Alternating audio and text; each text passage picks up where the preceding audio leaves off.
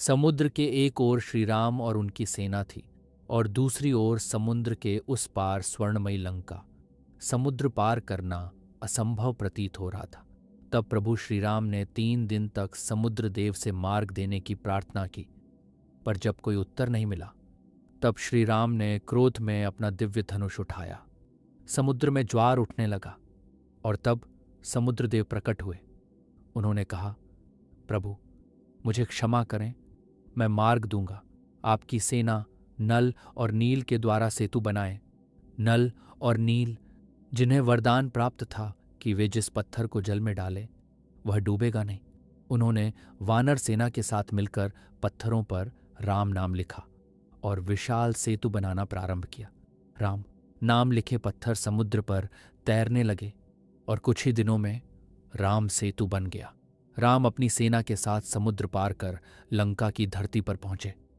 राम ने युद्ध से पहले अंतिम बार शांति का प्रस्ताव भेजा। इस संदेश को लेकर लंका पहुंचे वानर राज बाली के पुत्र अंगद। रावण की विशाल सभा में अंगद बोले, रावण, अभी भी समय है। माता सीता को प्रभु श्री राम को लौटा दो, अन्यथा लंका का विनाश निश्चित है। रावण बोला, वानर, शायद तुझे पता नहीं है मेरी शक्तियों के बारे में, तभी ऐसी बातें कर रहा है। तब अंगद ने कहा, सुना मैंने तुम्हारी शक्तियों के बारे में अपने पिता बाली से, जिन्होंने तुझे अपनी पूंछ में बांधकर पूरी धरती के चक्कर लगाए थे। और सुन रावण, तुझे भी मैं राम की शक्ति का परिचय दे देता हूं। मैं सभा के बीच अपना पैर रखता हूं और अगर तुम्हारी सभा के किसी भी महारथी ने उसे तनिक हिला भी दिया तो मैं मेरे प्रभु श्री राम की तरफ से वचन देता हूं कि हम माता सीता को बिना लिए लौट जाएंगे। रावण के राक्षस आगे बढ़े। मेघनाद ने भी प्रयास किया, पर कोई भी अंगद का पैर हिला न सका। अंत में जब रावण खुद आकर अंगद के पैर हिलाने के लिए झुका तो अंगद ने पैर हटा लिया और हंसते हुए बोले, मेरी चुनौती तुम्हारे लिए नहीं, तुम्हारे महारथियों के लिए थी, और मूर्ख अगर पैर ही पकड़ने हैं तो मेरे नहीं, प्रभु श्री राम के पकड़। यह कहकर अंगद वापस लौट आए। रावण का भाई विभीषण बोले, भैया, सीता को लौटा दो। राम कोई साधारण मानव नहीं है। पर रावण ने क्रोध में उसे अपमानित कर सभा से निकाल दिया। विभीषण सीधे समुद्र तट पर आए और श्रीराम के चरणों में गिर पड़े। श्रीराम ने विभीषण को गले लगाया गया और उन्हें अपनी मित्रता का वचन दिया।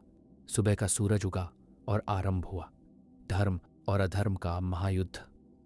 जब राम और लक्ष्मण ने राक्षसों की सेना के बड्डे बड्डे राक्षसों को मारना शुरू किया, तब रावण ने अपने पुत्र इंद्रजीत को भेजा। उसने ब्रह्मास्त्र का प्रयोग किया। श्री राम और लक्ष्मण क्षण भर के लिए मूर्छित हो गए।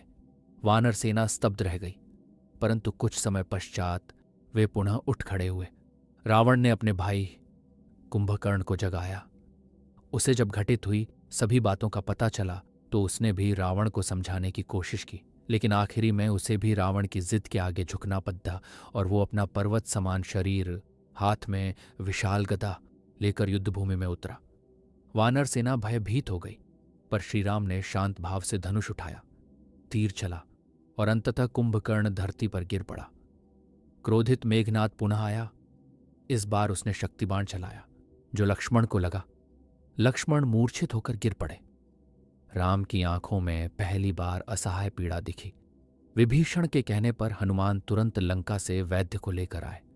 वैद्य ने कहा, लक्ष्मण के प्राण बचाने के लिए सूर्योदय से पहले हिमालय की द्रोणगिरी से संजीवनी बूटी लानी होगी। हनुमान तुरंत आकाश में उड़ चले और तीव्र गति से हिमालय जा पहुंचे, पर संजीवनी की पहचान न होने पर हनुमान पूरा पर्वत ही उठा लाए। वैद्य ने संजीवनी से लक्ष्मण का उपचार किया और लक्ष्मण पुनः जीवित हुए। अगले दिन लक्ष्मण ने मेघनाद को युद्ध के लिए ललकारा। भीषण युद्ध हुआ। अंततः लक्ष्मण के तीर से मेघनाद का अंत हुआ। लंका शोक में डूब गई। अब स्वयं रावण युद्धभूमि में उतरा। राम और रावण के बीच महायुद्ध प्रारंभ हुआ। असंख्य तीर चले, आकाश अग्निमय हो उठा। राम ने रावण को कई बार तीर मारे, लेकिन वह बार बार पुनर्जीवित होता रहा। तब विभीषण ने बताया, उसकी नाभि में अमृत है। राम ने ध्यान केंद्रित किया, ब्रह्मास्त्र संधान किया। दिव्य बाण सीधे रावण की नाभि में जा लगा और दशानन धरती पर गिर पड़ा और अधर्म का अंत हुआ।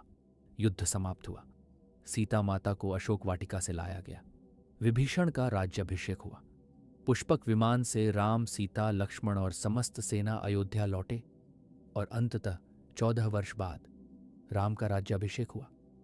राम राज्य की स्थापना हुई और इस प्रकार राम सिया की इस दिव्य कथा का एक अध्याय समाप्त हुआ।